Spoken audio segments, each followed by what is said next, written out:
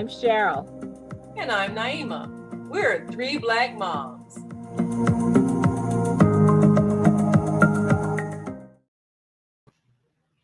Okay, let me start this story by telling on myself. As the parent, and we were older parents of a single child, we became, and I know I did, all the things that we used to make fun of. Sarah had lots and lots of toys, and all her toys were loud. I never got the riding toy that she could just make little sounds by herself. I had to get her the loud one that made all kind of animal sounds. She had the dancing doll, which was a bribe after she got when she was potty training.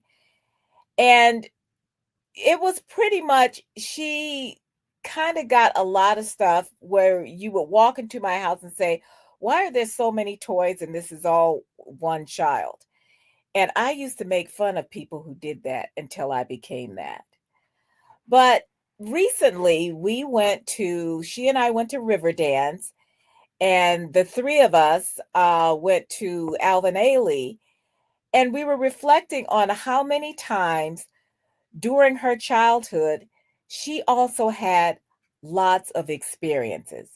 Now, don't get me wrong, she also had a lot of lessons. She had piano, voice, dance, gymnastics, baton, um, ice skating briefly. She had a lot of things that some of them were expensive, gymnastics, dance, and some of them were not, like ice skating lessons or baton lessons. Those things weren't that expensive.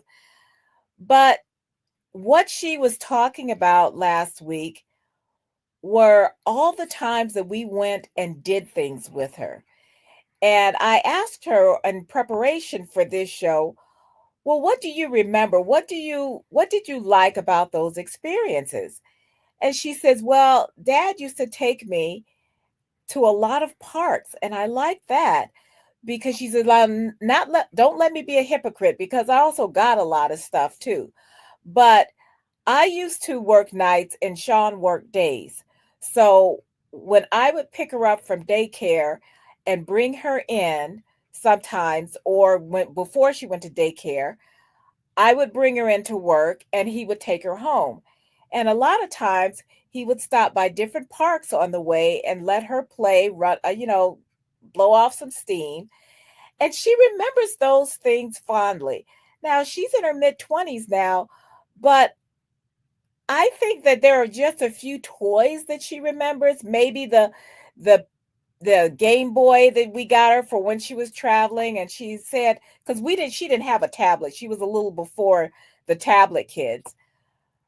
But sisters, I want to talk about all the things that we can give our kids that aren't expensive toys.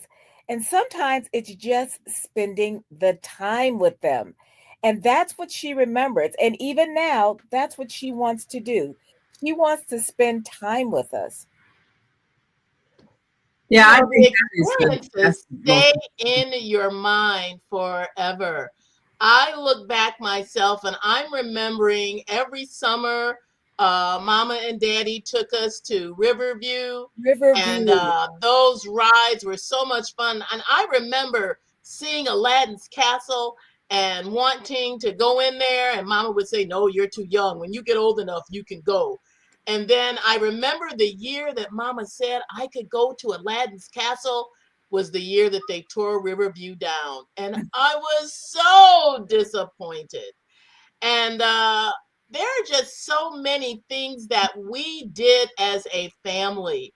You know, that line, "Are we there yet?" Well, we would go down south to Grandma and Grandpa's house in Alabama and West Virginia and be on their farm and try to chase down the kittens and the great breakfasts that Aunt Annie B made, and watching Daddy come back from the lake where he had been fishing and bringing home all these fish. And I remember him being scared of turtles. And those days just have such fond memories. we did stuff. We had toys, of course, but our outings were just memorable. Going to the zoo every year and experiencing some different part of going to the zoo. And I think even my own kids and grandkids, they remember the fun things we did as a family when we went places. Feeding the giraffes was a major experience, and they're still talking about that. And going to the pool and being with other kids for like maybe a birthday party or something. They all remember the birthday parties. I remember there was this one with my grandson. He's still all into dinosaurs, and they had a guest come in with a giant dinosaur puppet on her arm, and she said, "Oh, this is a baby stegosaurus," and all the kids were all screaming and running around waiting to pet it. That's something that my grandson is going to remember forever. Those things are so special. I think it's the time that you spend with your children that they remember more than the things that you brought them. If there was anything I would advise young parents today, don't think just giving your child a tablet so they can sit somewhere in a corner and amuse themselves is going to be good enough, because what happens is they don't really develop imagination. Number one, I mean, if you have a toy that's doing everything for you, what do you need imagination for? So the best thing you can do is give your child experiences, because they're going to remember and they're going to develop a vocabulary as they describe it. I mean, how many words you need to know to talk about something you're watching on a screen? Not a whole lot. But if you can talk about when you went someplace, the water park, all kinds of visual stimulation, it really helps develop a child's intellect when they have memorable experiences, when they go places and they notice things you would never even think of. And they remember a lot of the sensory experiences. And with Zakia, we like to travel with her, and we would take her places. And then she really developed a bond with her grandparents, because Daddy had this routine I think he was one that picked her up from daycare, because both Sultana and I, we were out working and so forth. I think that's during the time we were working on the books. And so he would pick her up from her preschool, and they had this routine. He'd take her to McDonald's, and then, and might go some other place and things like that, or park or whatever. And she remembers that, and they really bonded during that time. And when I would take her out to a park, or we'd walk down the street, and certain people's homes that were famous might live along certain blocks. Oh, this is so-and-so's house, and that kind of thing.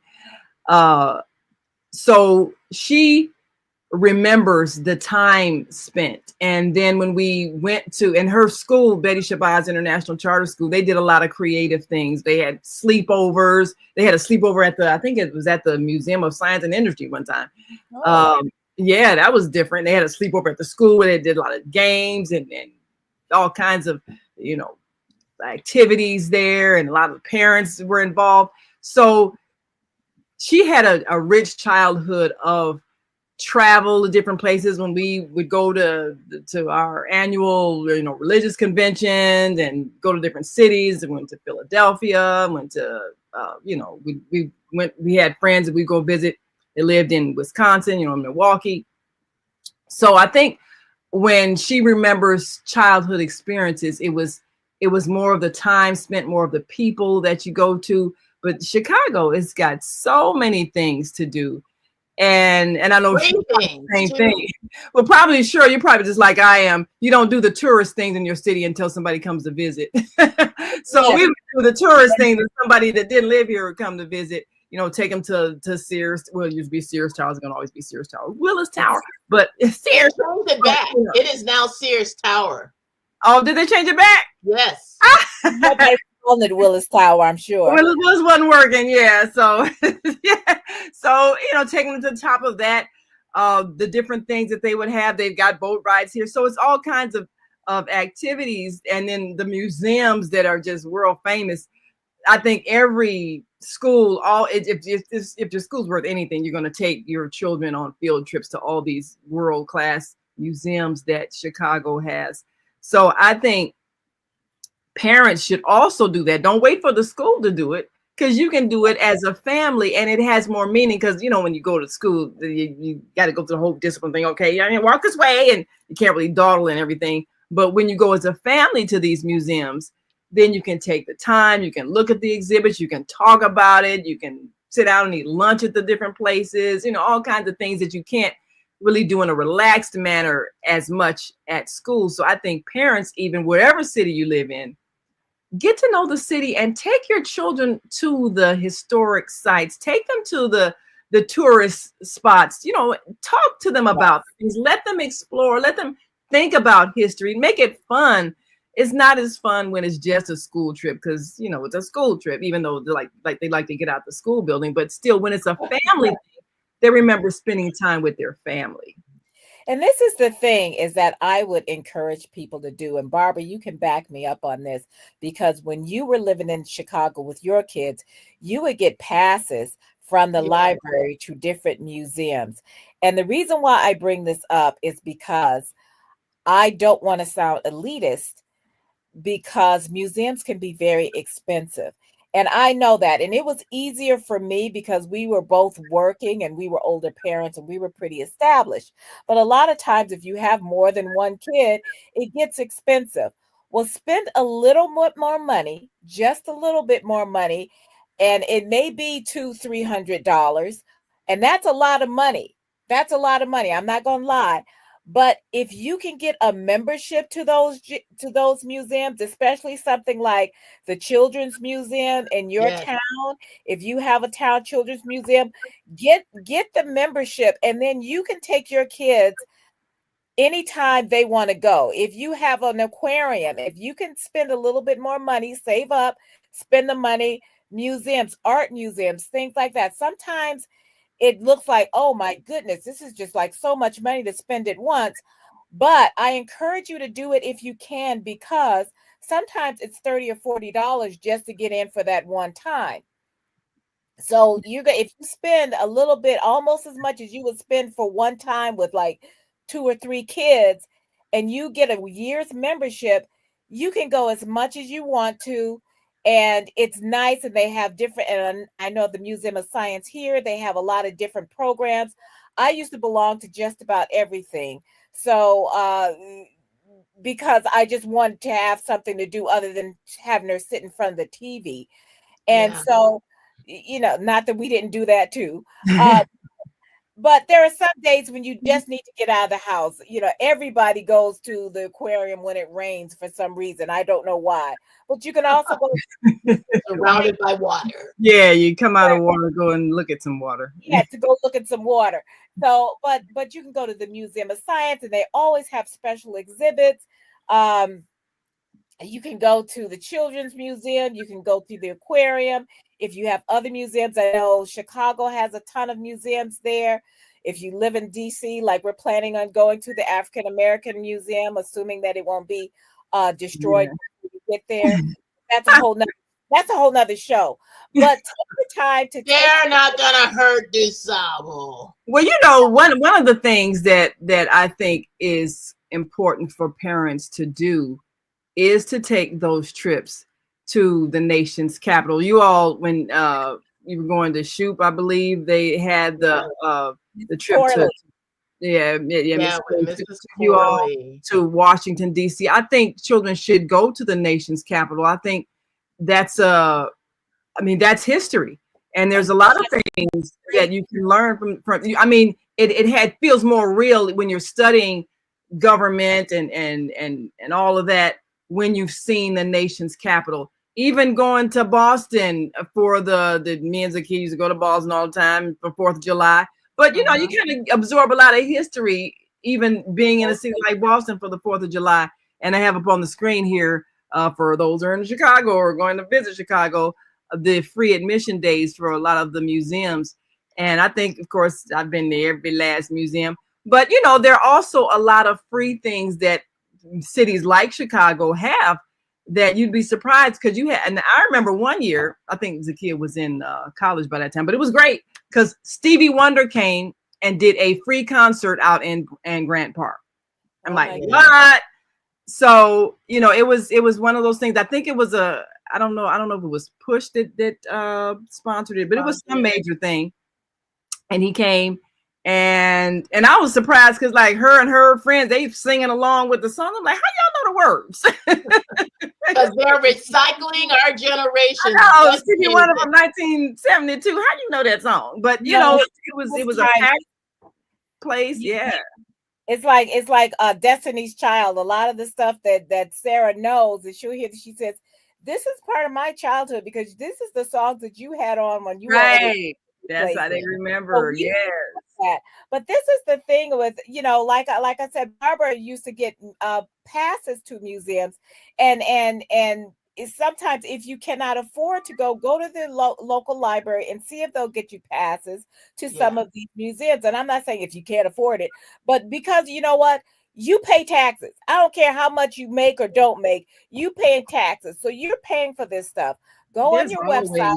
There's always opportunities for things. And find out what programs. I remember there was one year a friend of mine, her son and Sarah went to school together, and she told me about this program in Franklin Park where they were giving free golf lessons to kids.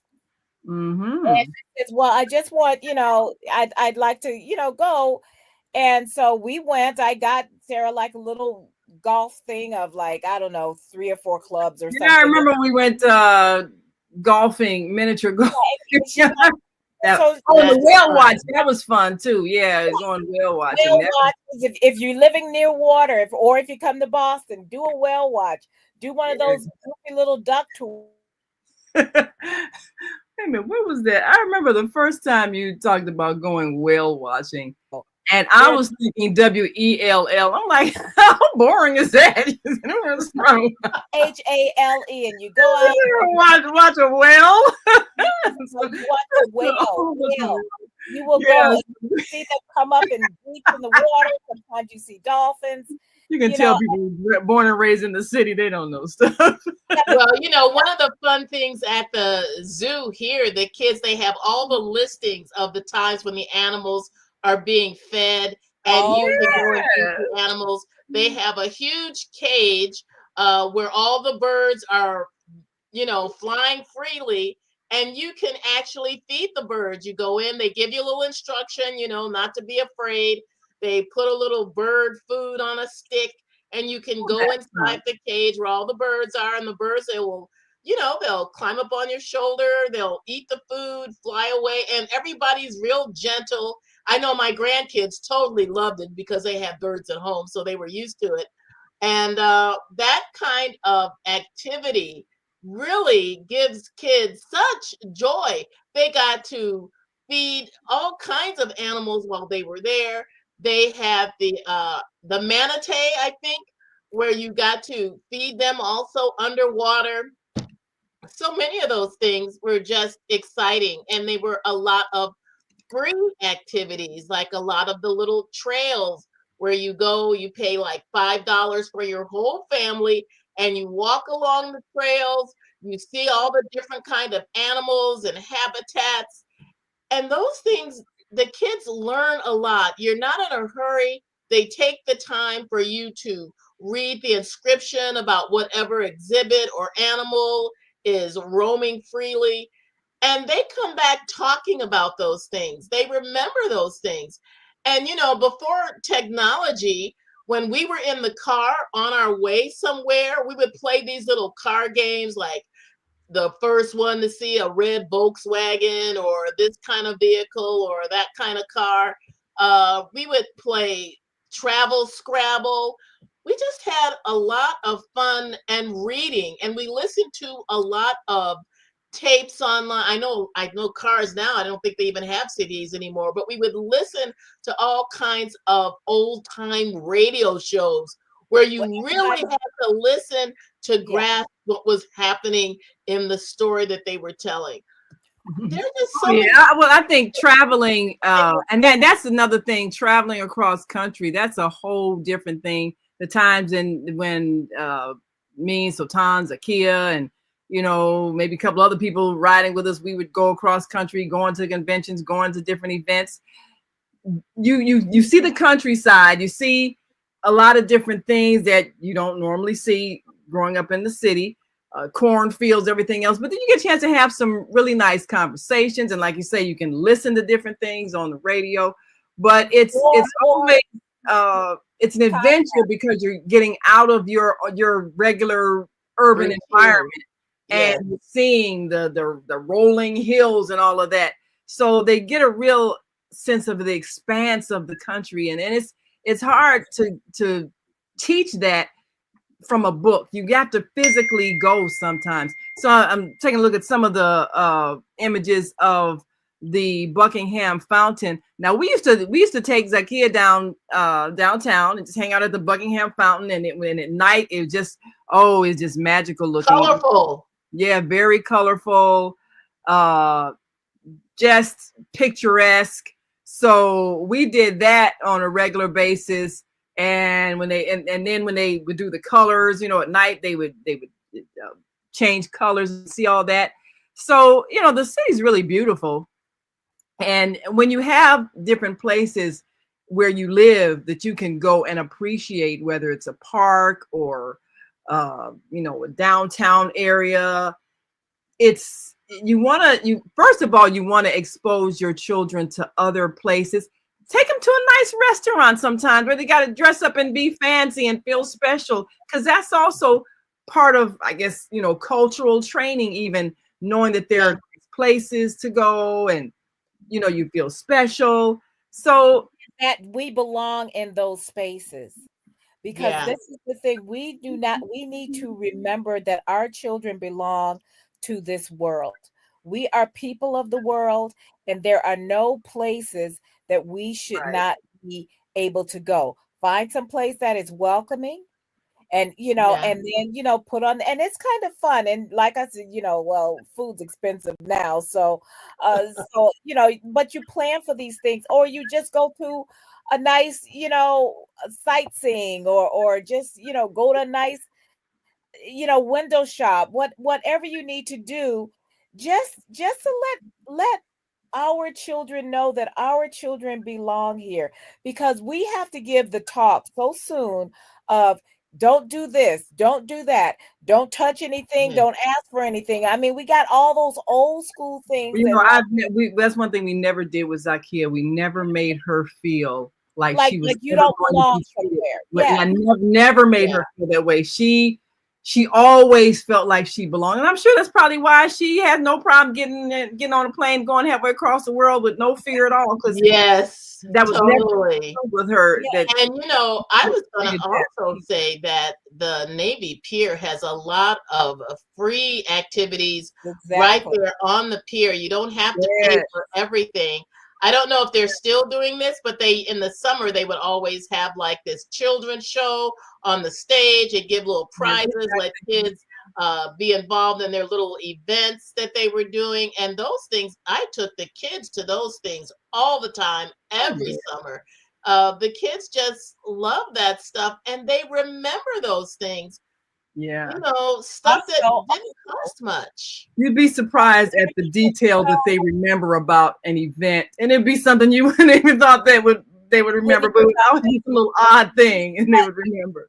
But we're also, because we are getting ready to get into summer, kids are going to be getting out of school in about a month or so. And remember, your local Y may have different programs. Libraries, a lot of times they have programs. So we're not looking for you to break the bank every time you go out. We're looking for, we're just saying that explore some of those things that they can go and, get an ice cream afterward. The park that has the sprinklers, have them get in their bathing suits, grab a towel and have them go and get wet up, those kinds of things. A lot of places have those, and we have just gotten so used to feeling like, oh, okay, you got this, sit down, watch something, don't think about this. And a lot of times you're not even thinking, because if you're tired when you come home from work, and Sarah said this, she says, I don't see how in the world you all did that, because when I'm out of We're work, I am energized by our yes. But youthful children. we were older parents, and I did not want us to be old parents for her. Yeah. So, yeah, Sean would get off of work, and he's done 8 hours or so, and he still had to take her somewhere. So he'd take her to the park. Then she'd go to 99 restaurant and sit and do her homework, and had her favorite waitress, and the whole thing. So we weren't big cookers, and I still ain't. He still does more cooking. But But those that, things that you remember the times, you remember maybe the time you did do a cookout in the backyard, or you remember, going to a friend's house for a cookout. You remember, all kinds of things. The thing is, they remember the times that they laughed. That's what That is impressed remember so when me. they true. laughed, when they And played. Juneteenth is coming up. A lot of neighborhoods have special events for Juneteenth. I know here Yes, in Florida, they have like the market space where you can go. You see all of the different activities that are available for kids to participate in. Something as simple as face painting, because I've done face painting at these events, and the yes, museum that is attached where you see all of the historical African American inventors and physicians and architects. All these people are just lauded, and it's highlighted during the Juneteenth celebration. And it isn't just on that one day. They make it be a week or two long event, so everyone has a chance to go out and support their local businesses, meet other different entrepreneurs that are starting. I've gotten some of the best jewelry I've ever owned at these Juneteenth celebrations. And these things are often sponsored by different family groups in the neighborhood that have decided to get together to give their kids something different and unique and special during the summer months when they're out of school, and they want to give them some kind of routine that gives them good memories of their times at home. Their good memories of their times being out of school, things that they do that they don't ordinarily get to do. yes, Yeah, yeah, that's true. Now, one of the things that you mentioned, Juneteenth, of course, we have the world famous DuSable Museum of African American History here, which I think is definitely a must. People should make sure their children have some wholesome history, especially if they are able to go and see some of the exhibits. And we of course do a lot of events at the DuSable Museum, but also that's a place that, well, we've done book signings there because they've carried our books. uh, but they have a lot of special displays and events, performances, and even the grounds there. They have the African Festival of the Arts in that area every year. So a lot of different neighborhood festivals that go on, a lot of vendors, a lot of cultural things. So I think people, like you say, you can always go online and look and see what is happening in your city so that you can take your children out of the neighborhood sometimes and see something else, meet some different kinds of people. They can learn some things, and they can and, experience history in a lot of these events. So, I think parents yes, have to kind of see what's going on. Like you say, the summer's coming up. A lot of different things you can do. Do not have your children just sit at home and watching TV or sitting in front of a tablet. Do not do that this summer. They need to get and out. I want to jump in before, because we do have to go. But I want to say also consider maybe a block party. I mean, it Yeah. you can get some of your neighbors together. It's usually not much for you to call the city and have them block off the street.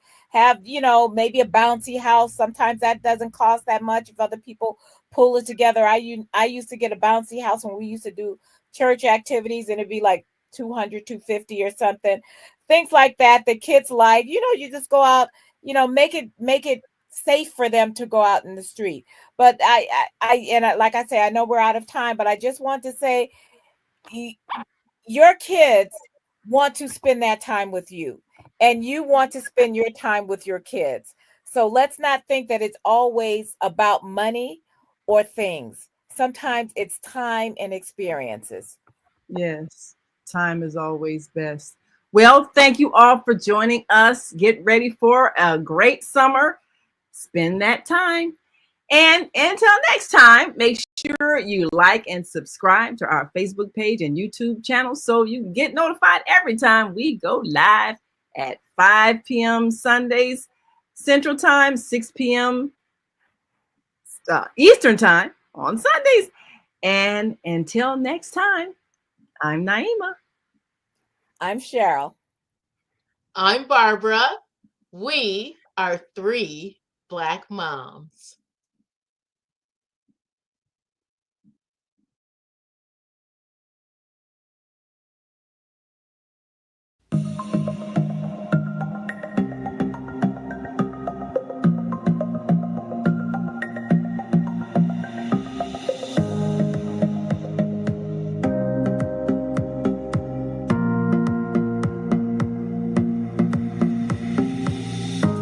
Hi, I'm Barbara. I'm Cheryl. And I'm Naima. We're 3 Black moms.